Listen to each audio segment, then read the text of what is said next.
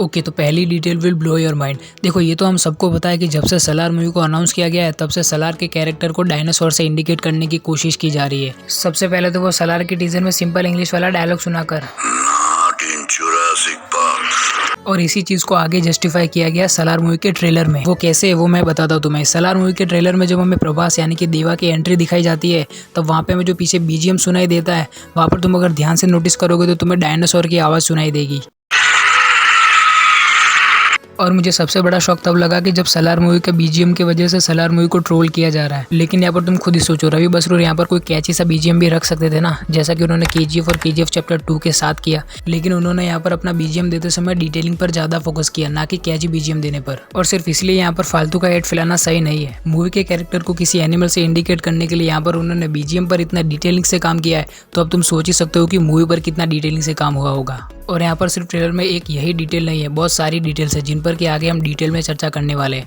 तो I hope कि तुम इस वीडियो को एंड तक देखोगे। और हाँ, आगे वीडियो में मैं सलार पार्ट 2 को लेकर एक डिटेल थियरी देने वाला हूँ, तो उसको तो बिल्कुल भी मिस मत करना तुम लोग। ट्रेलर के पहले सीन में हमें जो 2 चाइल्ड एक्टर्स को दिखाया गया है, हम सब जानते हैं कि यहाँ पर कौन किसका रोल कर रहा है। यहाँ पर उन दोनों के चाइल्डहुड को दिखाने के लिए भी काफी ज्यादा डिटेल्स डाली गई है। वैसे यहाँ पर प्रभास के कैरेक्टर के लिए जिस चाइल्ड एक्टर को चुना गया है उसको लेकर तो यहाँ पर ज्यादा कुछ कहने के लिए है नहीं, लेकिन पृथ्वीराज सुकुमारन यानी कि वर्धा के कैरेक्टर के लिए जिस चाइल्ड एक्टर को चुना गया है उस पर बहुत सारी डिटेल्स डाली गई है। जैसे कि वर्धा अपने सर पर एक बहुत बड़ा काला टीका लगाता है और अपने नाक और अपने गले में बहुत सारी ज्वेलरीज पहन के रखता है। और यहाँ पर पृथ्वीराज सुकुमारन के चेहरे को मैच करने के लिए ऐसे चाइल्ड एक्टर को चुना गया है जिसके कि चेहरे का शेप बिल्कुल पृथ्वीराज सुकुमारन की तरह ही हो। ऐसी छोटी छोटी चीजों पर ध्यान देने से मूवी को रियलिस्टिक टच मिलता है। और हाँ, इसी ज्वेलरी को लेकर आगे की डिटेल्स भी है। लेकिन यहाँ पर पहले बात कर लेते हैं इस डिटेल की। अब ये डिटेल है या फिर मिस्टेक ये मैं नहीं जानता, लेकिन जो है वो बता रहा हूँ। यहाँ पर हमें सुनने को मिलता है कि ये कहानी शुरू हुई थी तकरीबन 1000 साल पहले। 1000 साल पहले डाकुओं का एक गिरोह था जो कि लोगों पर निर्विरोध राज करते थे। अब यहाँ पर हमें जितने भी शॉट्स दिखाए गए 1000 साल पहले के, इतने सालों पहले के एटमॉस्फेयर को दिखाने के लिए जितने भी सीन्स हमें दिखाए गए ट्रेलर में, वहाँ तक सब कुछ ठीक चल रहा था। लेकिन फिर इन सारे सीन्स के बीच में आता है ये वाला शॉट जो कि काफी कम टाइम के लिए आता है, इसलिए तुमने नोटिस नहीं किया होगा। यहाँ पर हम उनको एक सेना की टुकड़ी के साथ लड़ाई करते हुए देखते हैं जिनके की हाथ में गन्स है, जो कि मोस्ट प्रोबेबली हो सकती है ब्रिटिश आर्मी। आई मीन ये सारे सोल्जर्स ब्रिटिशर्स हैं। लेकिन अब ये मैं और तुम सब लोग हम सभी जानते हैं कि ब्रिटिशर्स 1000 साल पहले नहीं आए थे इंडिया में। लेकिन अब यहाँ पर मुझे पर्सनली ऐसा लगता है कि पहले जो में सीन में दिखाए गए थे वो इन्हीं के पूर्वज थे और ये उनके वंशज हैं जो कि अपने एम्पायर को प्रोटेक्ट करने के लिए लड़ाई कर रहे हैं ब्रिटिशर्स से। और वो इस लड़ाई में जीत भी गए शायद, क्योंकि अगर नहीं जीते होते तो आगे चलकर सिटी ऑफ खानसार नाम का पूरा साम्राज्य नहीं बनता। और अगली डिटेल इसी नाम को लेकर है, सिटी ऑफ खानसार। अब इसके नाम में खान आता है तो इसका कनेक्शन कोई मुस्लिम किंग्स के साथ होगा, ये सोचने की बिल्कुल भी जरूरत नहीं है। क्योंकि मैंने जब पहली बार नाम सुना था तो मैंने भी यही सोचा था, लेकिन फिर बाद में पता चला कि नहीं भाई, खान का कुछ और ही मतलब है। और मुझे पता है अब तक तो तुम समझ ही गए होंगे, हाँ मेरा मतलब उसी खान से था। क्योंकि अगर खानसार की जमीन से उनको कोई बेनिफिट नहीं हो रहा होता तो इतना बड़ा साम्राज्य नहीं बनता। सिर्फ लोगों पर राज करने के लिए तो नहीं बनाया ना इतना बड़ा साम्राज्य इन्होंने। और इन सबके पास जो इतनी एडवांस आर्मी है और इतने एडवांस वेपन्स है, इन सबको देख के लगता है कि खानसार की जमीन से कुछ ज्यादा ही कीमती चीज निकलती है।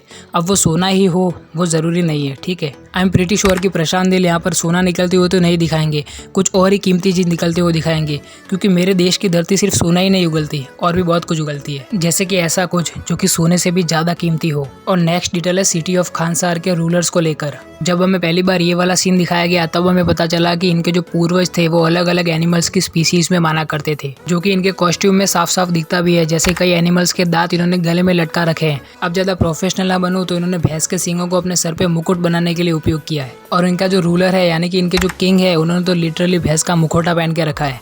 हाँ, तो यही आगे चलकर इनके सिंबल्स बनते हैं जो कि हम प्रेजेंट में नोटिस कर सकते हैं। प्रेजेंट में सिटी ऑफ खानसार का जो सिंहासन है उसके ऊपर तुम 3 मूर्तियों को नोटिस कर सकते हो, जिसमें कि सबसे बीच में है किंग यानी कि भैंस के मुखौटे वाला। और इसी सिंबल और किंग की पीढ़ी से बिलोंग करते हैं राज मुनार और उसका बेटा वर्ध मुनार। क्योंकि इन तीनों ही कैरेक्टर्स में तुम सेम ज्वेलरी, सेम टीका और ऑब्वियसली सेम सिंबल नोटिस कर सकते हो। और इसी मूर्ति के आसपास तुम 2 और मूर्तियों को नोटिस कर सकते हो, जो मूर्तियां भी एनिमल्स को ही सिग्निफाई कर रही है।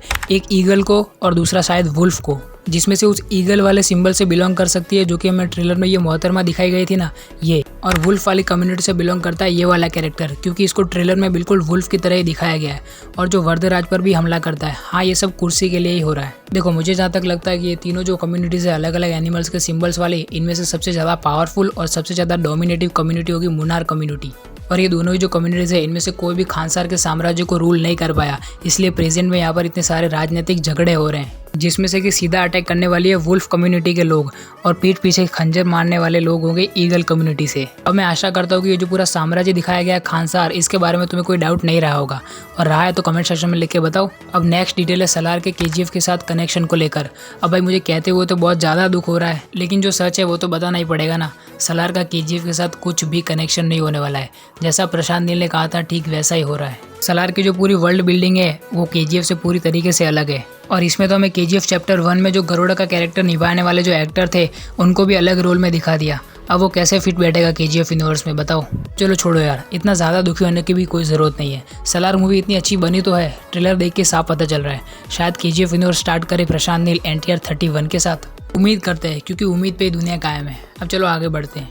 अब नेक्स्ट डिटेल है सलार मूवी की शूटिंग लोकेशंस को लेकर। अब बहुत सारे लोग कह रहे हैं कि केजीएफ और केजीएफ चैप्टर 2 को जहां पर शूट किया था उसी सेम सेट पर पूरी सलार मूवी को शूट कर लिया गया है, लेकिन ऐसा नहीं है भाई। केजीएफ और केजीएफ चैप्टर 2 की शूटिंग हुई थी कोलार माइंस में, लेकिन यहाँ पर सलार की शूटिंग हुई है गोदावरी कोल माइंस में, जो कि तेलंगाना में। और इस फिल्म के कुछ हिस्सों की शूटिंग हुई है हैदराबाद रामोजी फिल्म सिटी में।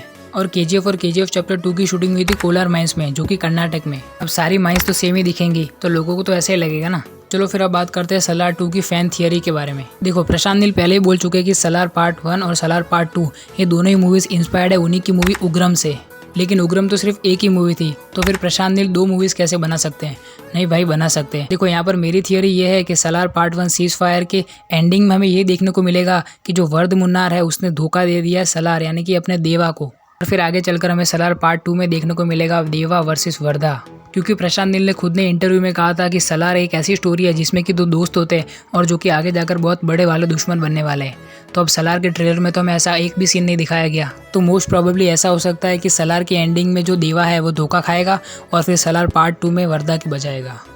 कि सलार पार्ट 2 में हमें एक बदले की स्टोरी देखने को मिलेगी, जिसमें कि कई सारे इमोशंस भी हो गए, दोस्ती के इमोशंस, माँ वाला इमोशन। हाँ भाई, माँ वाले इमोशंस। क्योंकि सलार पार्ट 1 में मुझे ऐसा लगता है कि सलार की जो माँ है, अपने जो देवा की माँ है, वो मर जाएंगी और उन्हें और कोई नहीं मारेगा, उसे मारेगा वर्द मुन्नार। एक सिंपल सी स्टोरी में इन्होंने पूरा साम्राज्य और इतने सारे एलिवेशंस डाले, इसलिए ये मूवी 3 घंटे की नहीं 6 घंटे की हो गई है। इसलिए प्रशांत नील का बहुत ही ज़्यादा स्मार्ट मूव था कि इसको 2 पार्ट में बनाया। अगर पहला पार्ट सलार का हिट हो गया तो फिर दूसरे पार्ट के लिए जो हाइप होगी यार, मतलब बॉक्स ऑफिस खल्लास।